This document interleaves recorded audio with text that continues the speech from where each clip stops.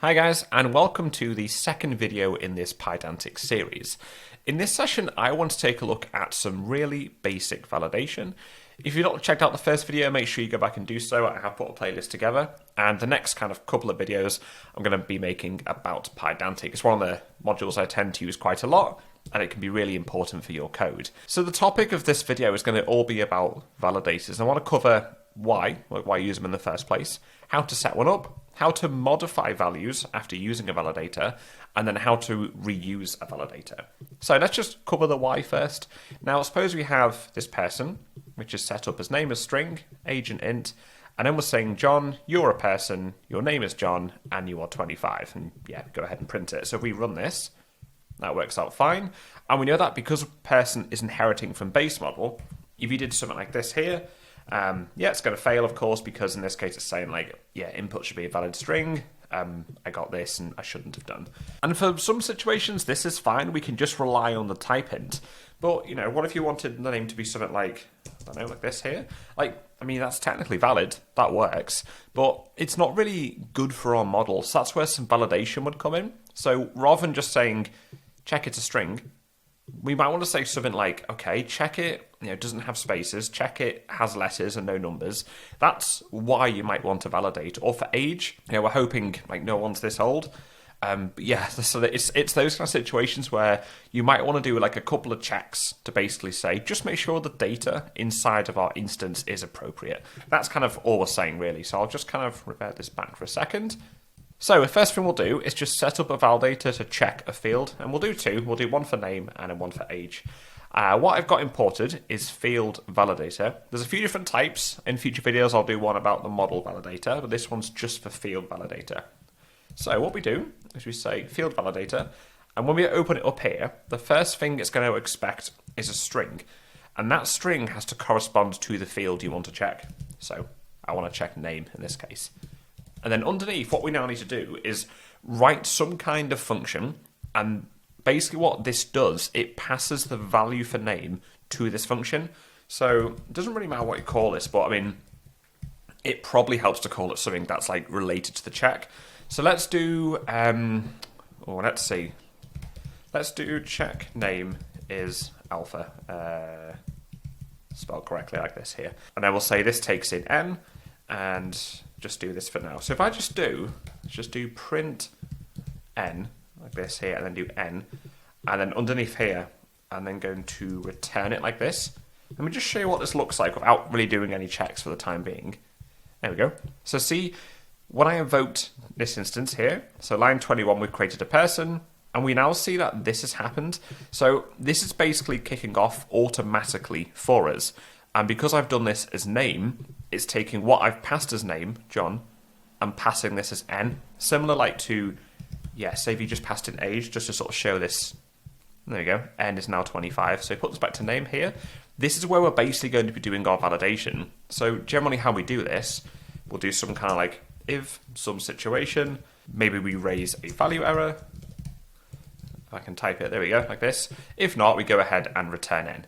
So that's kind of the gist of how a validator works. And what we could do, let's just do if not n dot is alpha here. So is alpha, that's your string method.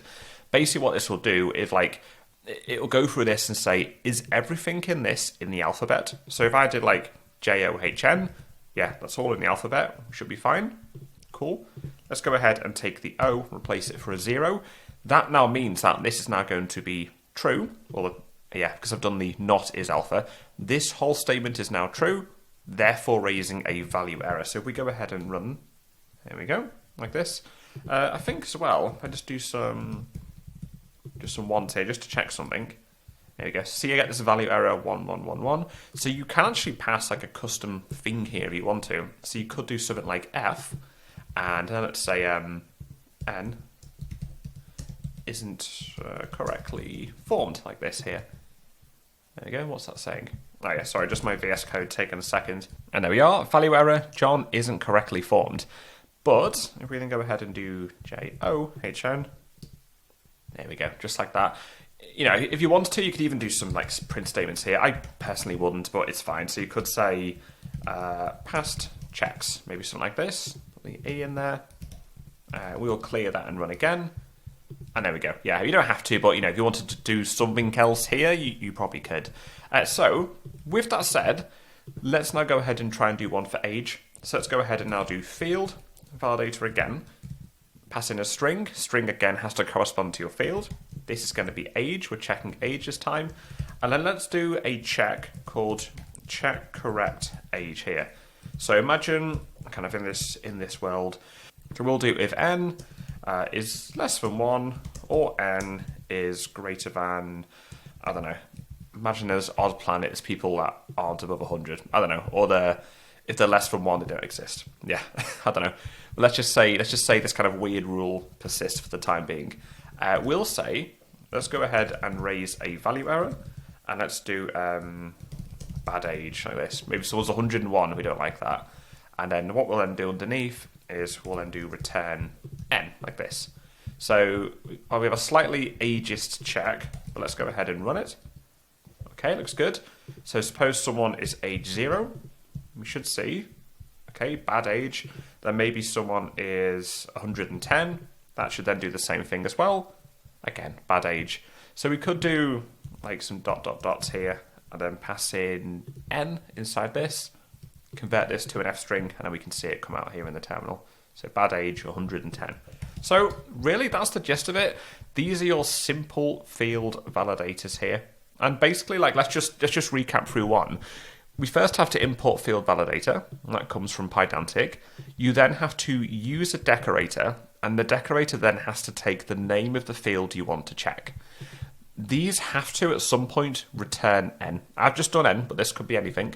So, because this takes in n, the decorator is passing this as n. So, in this case, we've said name, n. So, in this case, John goes in as n. So, we're saying, if not, John is alpha, we're going to raise a value error and say John, in his strange form, isn't correctly formed. However, if this doesn't get raised, we can then return n, and this is then correctly set as a field. This validator is checking age, so in this case 110 is going in as n.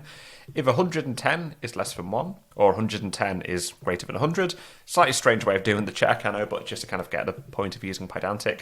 So if this situation is true, we go ahead and say, yeah, bad age here, value error, and then if not, we go ahead and return n. So if we did, let's say, an age of 80, hit run again. Okay, looks good. That's all set up absolutely fine. Now, one thing you can do is we can also modify values as well. So let's suppose John was like, I don't know, lowercase like this. Okay, looks good. What you then could do, and I think the way to think about this, think about your initialization methods in just your standard OOP. Of course, you can do things like def in itself, or then inside init, you can then go ahead and do some kind of conversions. You can basically do the same here. So we can say, okay, if the checks go ahead and pass, cool, looks good, go ahead and return n.title, which means even though I passed in John as its lowercase form, we can go ahead and return, it probably helps if I save it, there we go, John like this. Or maybe, if you want to be super fancy, maybe you want to do some kind of, I don't know, fancy, like Mr. and do n here, where n is in title case. So we check if the string looks good, and if so, we can then convert it to be Mr. Just get rid of that space here. So if I hit run this time, we should see name as Mr. John, age 80.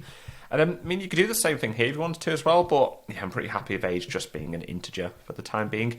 So not only can they do some validation, we can also say, okay, if you pass a validation, cool, looks good. Let's go ahead and return this as well. Now, the last thing I want to touch on is how to reuse a validator.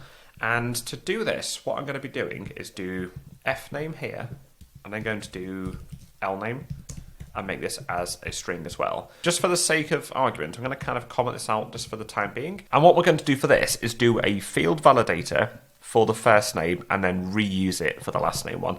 So actually what we can do is just take this, and we'll kind of modify it a bit. So if I do this, I'll leave the commented out one here just so we can recap it at the end. We'll convert this to be fname, and rather than doing Mr, that we'll just do n.title here. Make sure that's done correctly. And I think that looks good. So let's go ahead and come down here. So fname will be John. Lname is is going to be Smith. Just realised these need to be underscored, so F name, L name. So if we hit run now, this should be good. And there we go. So F name is John, L name is Smith here.